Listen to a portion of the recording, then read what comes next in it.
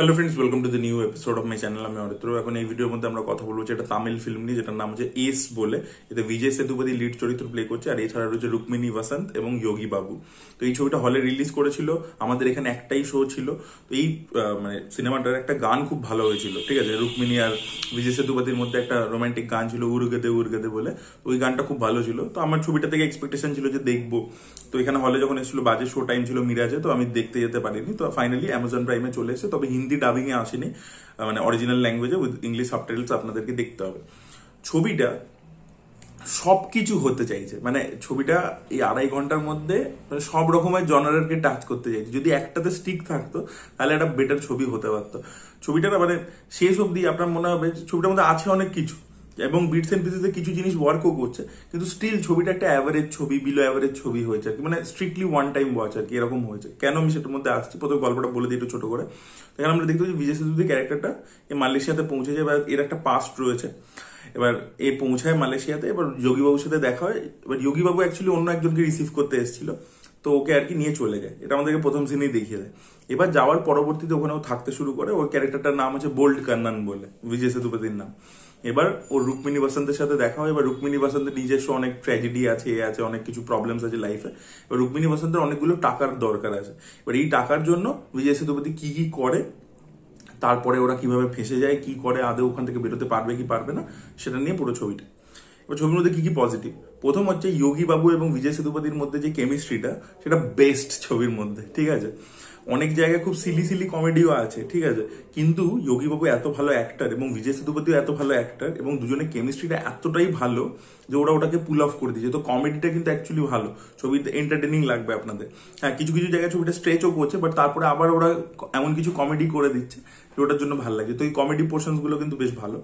Second হচ্ছে এই রুক্মিণী বসন্ত এবং বিজয় সেতুপতির মধ্যে ছবির প্রথম দিকে কেমিস্ট্রিটা কিন্তু বেশ ভালো ওয়ার্ক করছিল। ওদের মধ্যে প্রেমের যে দৃশ্য, যখন এই গানটা আসে উরগেদে উরগেদে, গানটাও খুব ভালো, শ্রেয়া ঘোষালের গলা, মেয়ে ভার্সনটা আমরা শুনতে পাই, এবং সেখানে ওদের মধ্যে যে মোমেন্টস গুলো সেটা খুব ভালো। আগেন যেহেতু রুক্মিণী বসন্ত পারফর্মার খুব ভালো এবং বিজয় সেতুপতিও খুব অ্যাক্টর ভালো, তো ওদের দুজনের মধ্যে কেমিস্ট্রিটা সিনেমার প্রথম দিকে ভালো ওয়ার্ক করে আর কি। এবং ছবির মধ্যে কিছু এলিমেন্টস আছে খুব ইন্টারেস্টিং, যেরকম একটা জায়গায় পোকার খেলার একটা সিন রয়েছে, ঠিক আছে। বিজয় সেতুপতি আর কি পোকার এক্সপার্ট, তো ওখানে একটা খেলার সিন রয়েছে। সেই সিনটা যে পুরো স্টেজিং বা কিছু, সেটা বেশ ভালো লাগছিল। এবার ছবিটার এইগুলোই পজিটিভ, ঠিক আছে। ছবিটা আপনার বিটস এন্ড পিসেসে না ওয়াচেবল লাগবে, যে হ্যাঁ ঠিক আছে, দেখছি একটা গল্প আছে, এগোচ্ছে, মালয়েশিয়াটাকে একটু অন্যরকম ভাবে দেখাচ্ছে, ভালোই লাগবে। কিন্তু প্রবলেম হচ্ছে কি, ছবিটার মধ্যে একটা লাভ ট্র্যাক আছে, কিন্তু সেই লাভ ট্র্যাকটা পরবর্তীকালে কি ছবির সেকেন্ড হাফে যখন পৌঁছাচ্ছে, এই যে প্রথম দিকে এত সুন্দর করে একটা শুরু করলো, পরের দিকে না মাঝখানে আবার রুক্মিণী বসন্ত অনেকক্ষণ গায়েব। আবার যখন পরের দিকে ফিরছে, তখন আর দ্বিতীয় হাফে আর কি কেমিস্ট্রিটা অতটা ভালো ওয়ার্ক করছে না, বা রুক্মিণী ওর জন্য কি ফিল করে সেটা আমরা বুঝতে পারছি। বিজয় সেতুপতি যে এতটা প্রেমে পড়ে গেছে, যে কোনো এক্সটেন্ড অব্দি যেতে পারে, তো রুক্মিণী কি ফিল করছে, ওই জায়গাটা আবার সম্পর্কটা হচপচ হয়ে যায়। এই যে কমেডি বিটস বলছি, এটা যেরকম ওয়ার্ক করছে, কিন্তু মাঝে মাঝে এরকম প্রচুর জায়গা আছে যেখানে ছবিটা বড্ড ল্যাগও করে।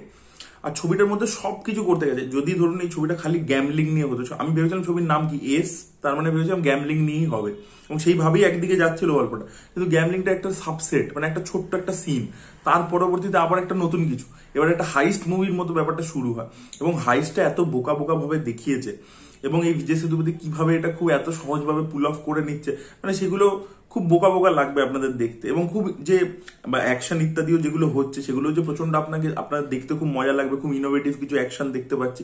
এখন এই জাস্ট ঘুষিলাতি মারছে, এই অ্যাকশন আমরা দেখে দেখে বোর হয়ে গেছি।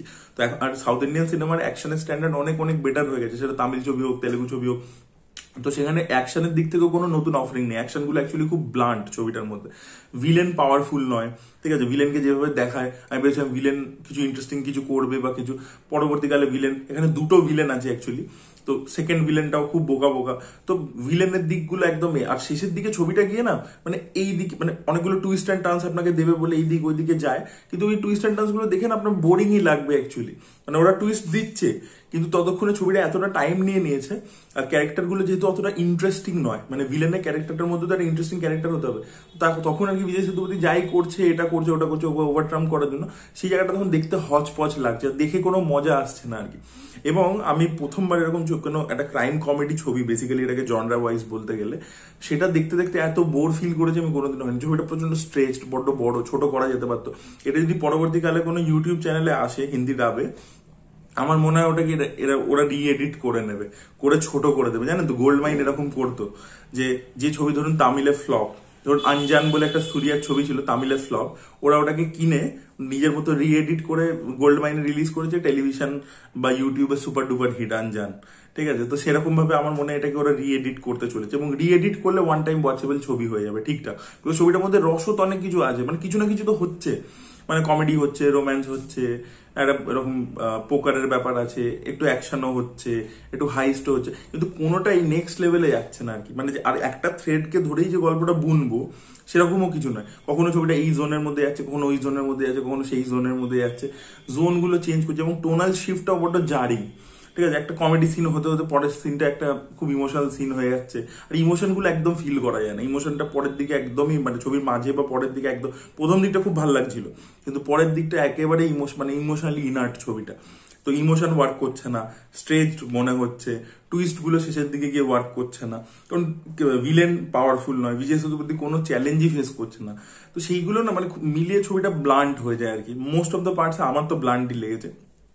ক্রাইম কমেডি ছবি, বিজয় সেতুপতির সদু কাবামের মতো অসাধারণ ছবি রয়েছে, এবং ছবিটা না খালি গ্যামলিং নিয়ে স্টিক করতে হতো, আমার মনে হয় খুব ইন্টারেস্টিং একটা ছবি হতে পারতো। তো আমি দেখলাম যে যে ডিরেক্টর সে নিজেই প্রডিউসার, তো বেসিক্যালি হয়েছে কি যে আমার যেটা ইচ্ছে হয়েছে আমি সেটা বানিয়েছি, এরকম আর কি একটা ব্যাপার হয়েছে। এবং যেহেতু ওদের ওখানে এইসব ওটিটি রাইট সোল্ড হয়ে যায়, স্যাটেলাইট রাইট সোল্ড হয়ে যায়, এবং তো সেই সব কারণে আর কি ছবিটা বানিয়েছে আর কি। তো বিজয় সেতুপতি এই ছবিটা চলেও নি, বক্স অফিসে একেবারেই চলেনি। তো আমার মন মানে খুব মানে আমি হতাশ হলাম যে বিজয় সেতুপতি এবং রুক্মিণী বাসান যেহেতু খুব ভালো অভিনেতা অভিনেত্রী, ওদেরকে নিয়ে একটা ভালো ছবি এক্সপেক্ট করছিলাম আর কি। কারণ ওরা দুজন প্রথম দিকে ছবির ওদের এতটা কেমিস্ট্রিটা ভালো ওয়ার্ক করছিল, আমি ভাবছিলাম যে ভাই খুব ভালো একটা লাভ স্টোরিও থাকবে ভিতরে, বাট সেটা পরবর্তীকালে গিয়ে পুরো হারিয়ে যায়। তো আমার খুবই মানে বিলো অ্যাভারেজ লেগেছে বাট ওই যে বললাম ওয়ান টাইম ওয়াচ, মানে দেখলে মানে দেখে ফেলতে পারবেন।